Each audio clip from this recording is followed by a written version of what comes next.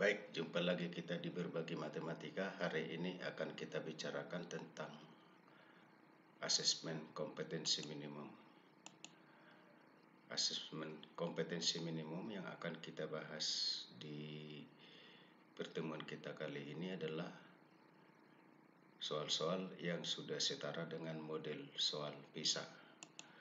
Oke, ini adalah pertemuan yang ke-13. Pertemuan yang ke-13. Ya, pertemuan ke-12 sudah selesai. Kita lanjutkan dengan pertemuan ke-13. Yang pasti seperti pertemuan sebelumnya, saya sudah sampaikan bahwa persoalannya akan disajikan dalam bentuk soal cerita. Misalnya soal cerita seperti ini, jam lembur bekerja. Perusahaan farmasi memberikan aturan dalam bekerja sebagai berikut. Jam kerja per hari 8 jam Senin sampai dengan Jumat. Jam kantor dibagi 3 shift, shift pagi, shift sore, shift malam, dan shift pertama dimulai pukul 8.00.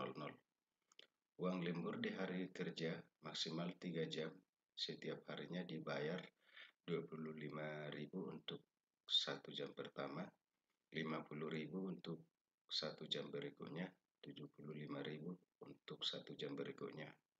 Uang lembur weekend dibayar 50.000 per jam, maksimal 4 jam. Pertanyaannya adalah,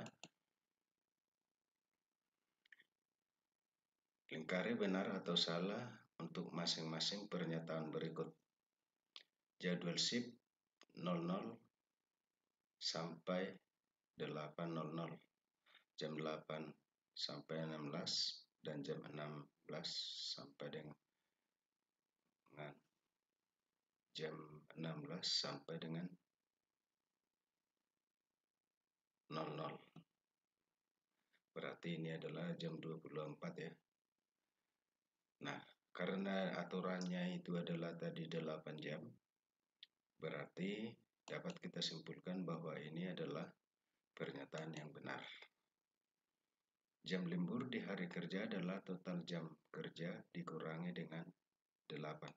Karena satu hari itu adalah jam kerjanya adalah 8 jam, maka kalau lebih dari situ, maka kelebihannya dinyatakan sebagai lembur. Berarti jawabannya ini adalah pernyataan yang benar. Selanjutnya, bayaran lembur untuk karyawan pria dan wanita berbeda. Ini tadi tidak dibicarakan. Yang dibicarakan urusan lembur itu adalah urusan jam kerja. Jadi ini adalah pernyataan yang salah.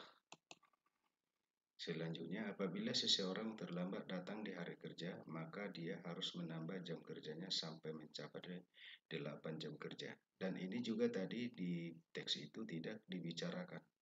Jadi berarti ini adalah pernyataan yang salah. Oke. Nah, itu model yang pertama.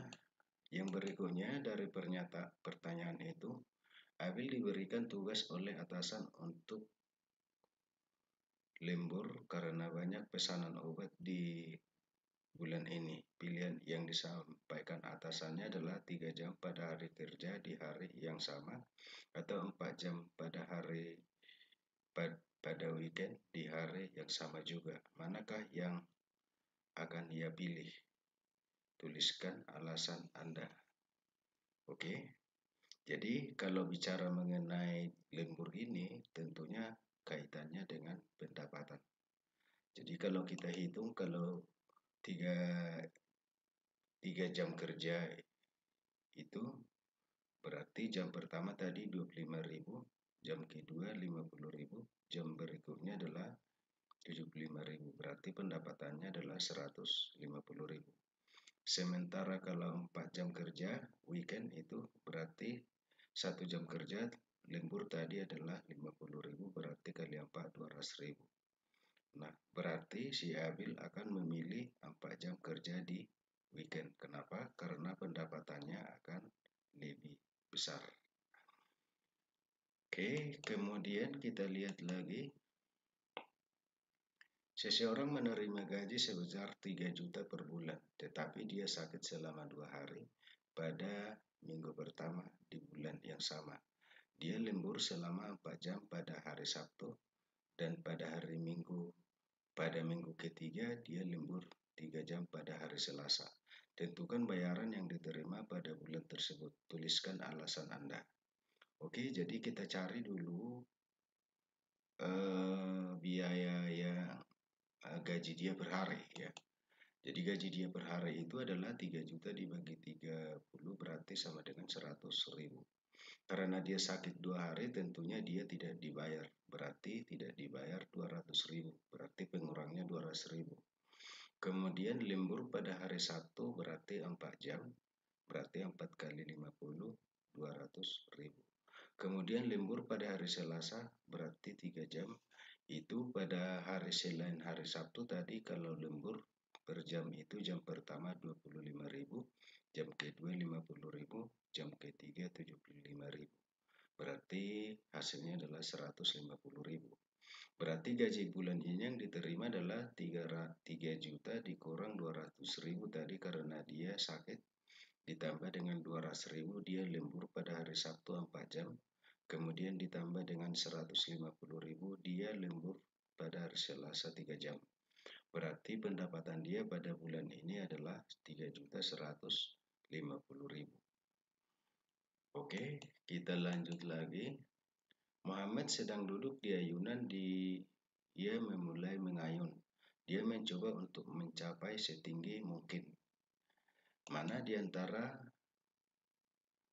diagram mana yang paling mewakili tinggi kakinya di atas tanah saat dia berayun? Nah, tentunya dia tidak akan waktu dia mulai mengayun tentunya tinggi kakinya tidak sampai mencapai tanah. Jadi oleh karena itu maka katanya di sini adalah dia mengayun, dia mencoba mencapai setinggi mungkin. Artinya makin lama makin naik. Nah, berarti ini dia. Ya, berarti dia karena mengayun itu kan naik turun. Berarti dia ini adalah jawabnya A.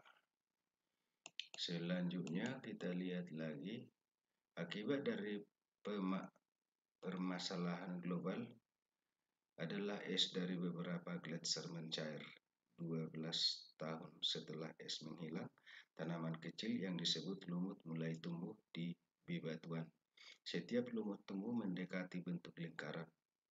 Hubungan antara diameter dan usia lumut dapat diperkirakan dengan rumus D sama dengan 7,0 kali akar T kurang 12 dengan T lebih besar sama dengan 12, di mana D mewakili diameter lumut dalam milimeter dan T mewakili jumlah tahun setelah es menghilang.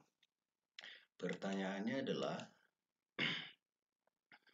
dengan menggunakan rumus di atas, hitung diameter lumut 16 tahun setelah es menghilang. Tunjukkan perhitungan Anda. Jadi kalau kita lihat tadi diameternya sama dengan akar 7,0 kali akar T kurang 12. Kalau T-nya sama dengan 16 berarti D-nya sama dengan 7 akar 16 kurang 12. 16 kurang 12 sama dengan 4. Akar 4 sama dengan 2. Berarti 7 kali 2 sama dengan 14 mm. Oke, kira-kira seperti itu model-model soal yang akan diujikan pada AKM Literasi Numerasi yang direncanakan untuk kelas 5, kelas 8, dan kelas 11. Itu wajib pada tahun 2021 sekitar bulan Maret. Dan untuk kelas 6, 9, dan 12 itu bisa dipilih ikut atau tidak. Nah, sekian dari saya untuk hari ini. Saya akhiri sampai di sini aja. Sampai jumpa pertemuan berikutnya.